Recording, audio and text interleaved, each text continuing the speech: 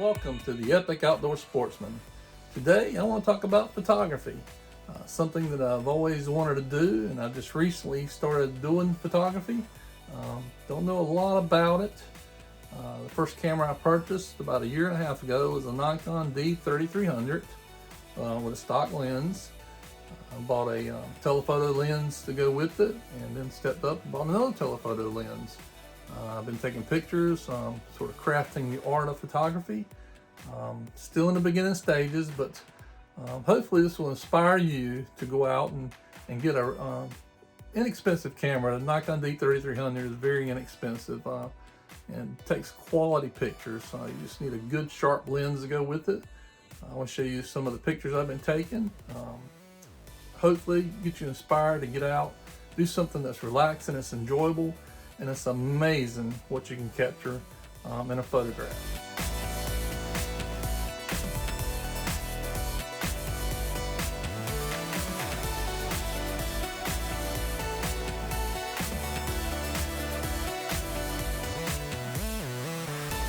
All right, let's get to the equipment I was talking about. Okay, this is a Nikon D3300. It's an inexpensive camera. It's not going to cost you $3,000 or $4,000. This one I picked up used. It's not brand new. I didn't pay a whole lot for it.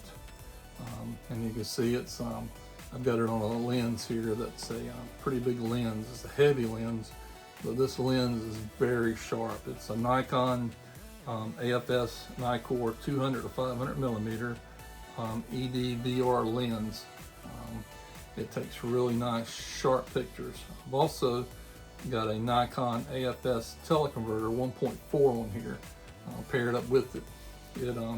It'll actually take this, the teleconverter will magnify it.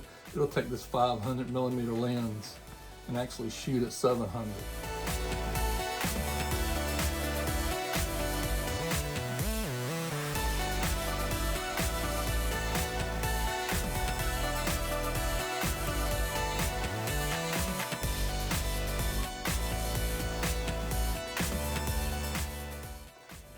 Okay, you've got your camera here with your lens.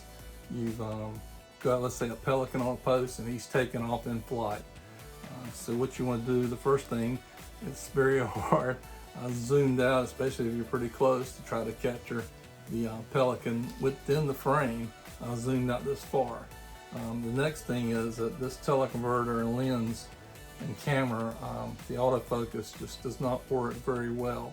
So you end up having to manual focus the subject that you're taking a picture of.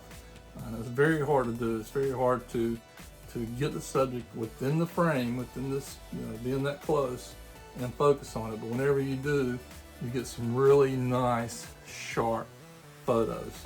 A lot of photos I take, they're out of focus. With a more expensive camera, I probably could latch onto it, but I just didn't have $3,000, $4,000, $5,000 to spend on a camera, and this will do it. Yes, I've got a lot of pictures that are out of focus, but I have a lot of pictures that are in focus on a subject that's, let's say, a pelican sitting on a post. I can take it and really just and take the camera, hold it out, get it out zoomed out, cut it on, and I can sit right here and I can take pictures of that pelican pretty close and get some nice sharp quality photos. Like I say, whenever a bird's in flight, it's a little more difficult to do that, but I think it's taught me to have patience and to it's a challenge. It's a challenge that when you get a nice sharp, let's say, a pelican in flight, and you're able to get him in the frame, you're able to get him focused and snap a couple of shots. I mean, you've really, I think, done a really fantastic job of getting that done. Now you can get a more expensive camera. A D850 is probably the top of the line DSLR camera, and you can go up in the Z series, but you're spending $3,500 or more just in the camera. And those will, I don't have a Z camera, so I don't know if the with the teleconverter, if it will get on the subject, latch onto it, and follow it through pretty close. But I'm sure it probably will with a teleconverter. But with the D3300, it's just not capable of doing that. But anyway, you still get some nice sharp photos. It's heavy, so a lot of times I found out that when I'm out here and I've got this camera out and I've got it on a subject and I'm taking pictures of it, I mean, after a while it does get pretty heavy out here. I mean, it weighs a lot. So if you use it on a tripod or a monopod, it really helps out as far as the weight. But I've taken pictures handheld. 90% of what I've taken is handheld, and with this vibration reduction, it's an amazing setup that you can take nice quality pictures with.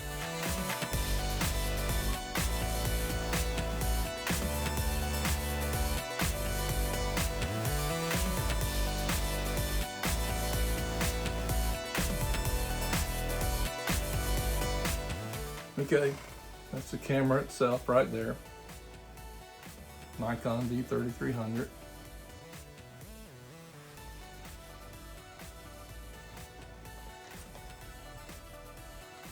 This is my teleconverter here.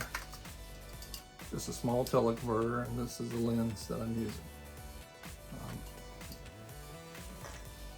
Notice it looks awful big, but this is just the shroud that comes on it. It is a long lens. It does look quite big, but the next lens I'm probably going to get or try to buy is the 500 PF lens.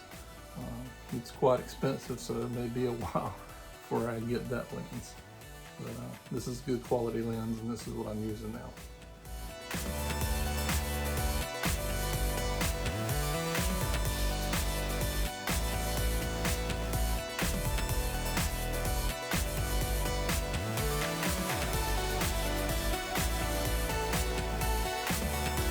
Okay, now let's talk about the Nikon D3300. When I first bought the camera, it was with a standard stock lens.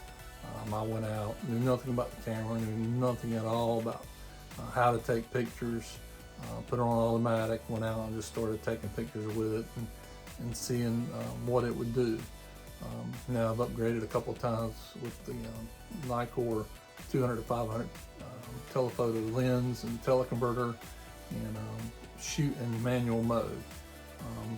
And I've shot a lot of pictures, taken a lot of photographs, but the only way you're going to learn in manual mode is to get out there and just take photos. Your ISO, you're going to set at 100 on up. For the D3300, you're going to try to figure out, when it's bright and sunny outside, where your ISO needs to be. The aperture, you need to learn about it, and the only way you're going to do that is to get out and start taking photos. Speed, how fast a speed are you going to use with the ISO, and a lot depends on your time of day. I mean, I like taking pictures first thing in the morning and late in the afternoon. I don't have any harsh light, and like I say, I'm new to this. I have no knowledge whatsoever, hardly, of possibly in the photography world, everything that's out there as far as what you can do. Really no education on it. I'm just telling you as an amateur what I do to get out there and take some nice shots, because you can get some good photographs, and I learn something every day.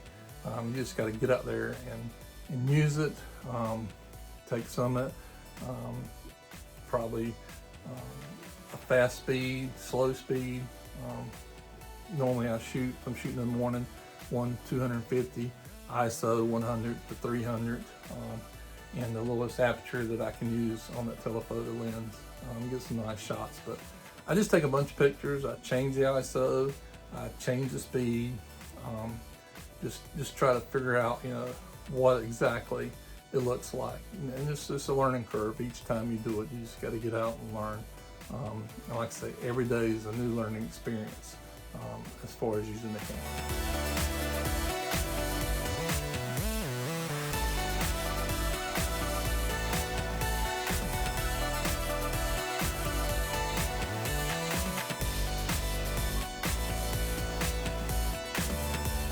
Okay, another thing I want to briefly discuss is editing software.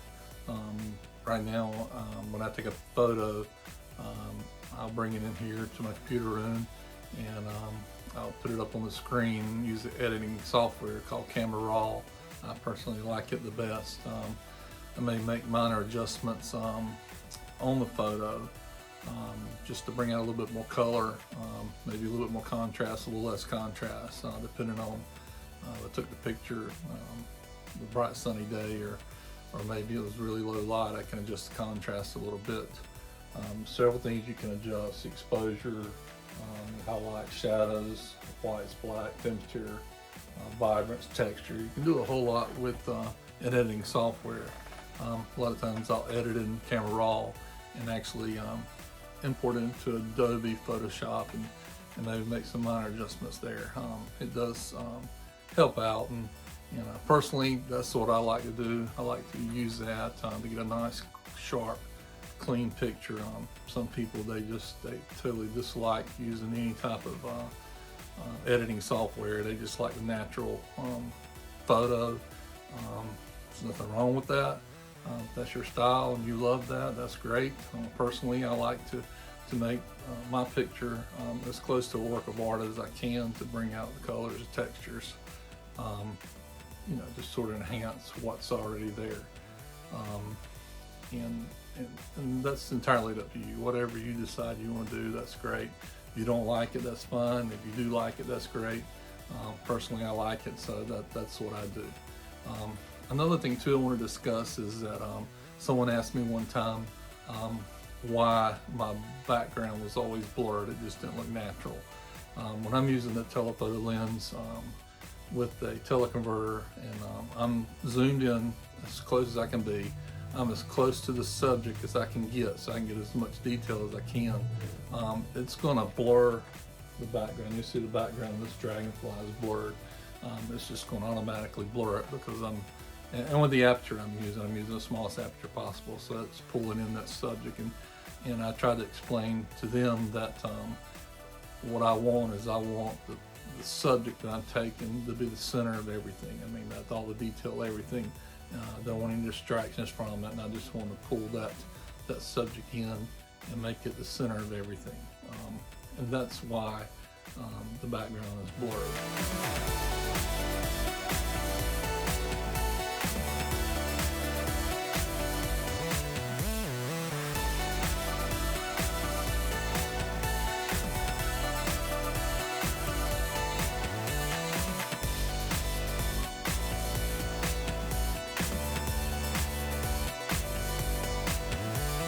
I do use another lens for landscape photography. It's not a telephoto, and when I use that, it's going to have the majority of the background in focus. But that's what I'm trying to do. I'm trying to take a landscape. I'm not trying to take a telephoto shot of something, one thing that I want to mainly focus on. And that's why that pictures that I'm taking with the telephoto lens, the subject is going to be in focus, and the background is going to be out of focus.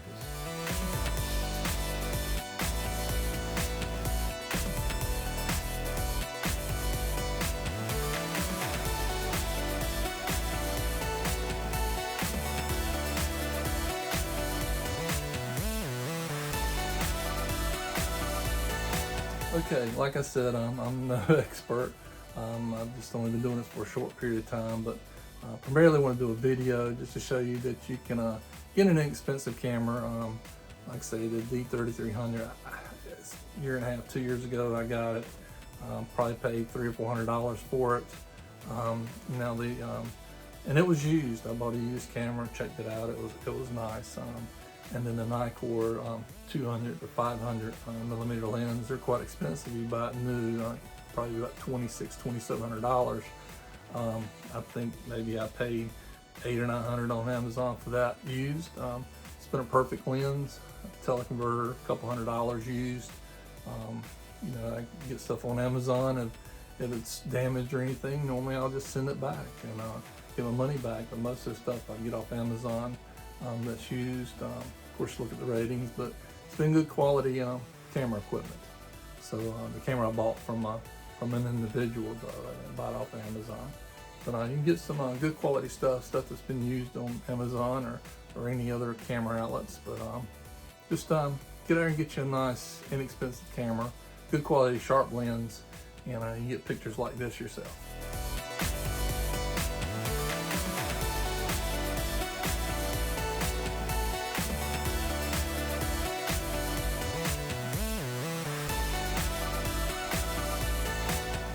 Okay, thanks for watching the Epic Outdoor Sportsman photography series. Hope to be doing some more in the future and getting some more information out there to help you get out and be inspired to take some photographs and memories that'll last a lifetime.